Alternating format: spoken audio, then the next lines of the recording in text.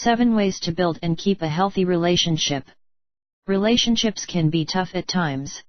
There might be miscommunications, judgments, egoistic patterns, and communication faults.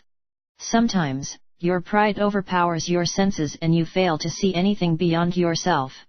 Every relationship has a health. It is important to maintain the health of relationship with certain exercise that can be done to improve the communication between two people. Things are important, the way they are said. The content, the tone, and the manner in which things are said have a lot of impact on the communication. Let's have a look at few things to keep in mind when you are communicating to a friend, spouse, or a colleague, how to make it an effective communication. Number 1. Don't use a rude tone. Most problems that occur in a relation are due to the rude and high pitch that is used to convey them.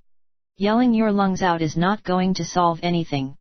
Having a rude tone will only depress the other person and think badly of you. Your voice tone should be clear and precise rather than loud and hurtful. There is no path to recovery if you use a loud and rude tone. Number 2. Focus on the problem, not the person. Don't blame the person again and again, if you are pointing out a fault. Focus on the problem at hand, and explain how it should be solved and what problems it can create if it is delayed. Don't make the person feel that everything in the world is wrong because of them. It is important that they feel that you are upset with the problem and not the person and that you aren't blaming them. Number 3. Don't get violent or make faces while communicating. Don't use violence. Don't raise your hand or make a fist while you're talking.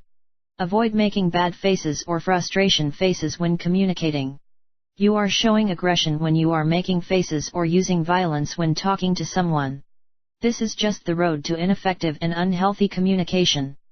Number 4. Don't use extreme words. Don't use words like love, hate, detest, extremely, pathetic, miserable in your conversation. Use a subtle way to say things. Using extreme words makes a conversation seem very one-sided. Extreme words can make the person feel that the degree of what you say is very severe and is irreparable even and you are completely opposed to what they think. Number 5. Choose a right time for saying things. Don't go on blaming someone when they are in a bad mood or they are having personal problems.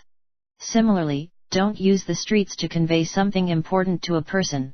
One must use the right place and right time to convey an important topic they have in mind. Number 6. Learn to listen to other person. A conversation is not complete until it is accepted, received, and reverted with a reply. So wait for the other person's response and hear them carefully. Listen to what they have to say, without being impatient and reckless. They might have something important to tell you, which might be of use to you. They can even provide an update on how things are, and what you think they are. Listening is very important for effective communication. Number 7. Have a solution at hand. There is no point talking about a problem and discussing it, unless you have a plan of action at hand. Have a solution at hand for the problems you are encountering, without which the discussion becomes futile and useless. Become a problem solver and not a problem giver. No one likes those people. Any relationship requires somebody who is quick to solve problems and does not enhance them. Thank you. Subscribe us for more videos.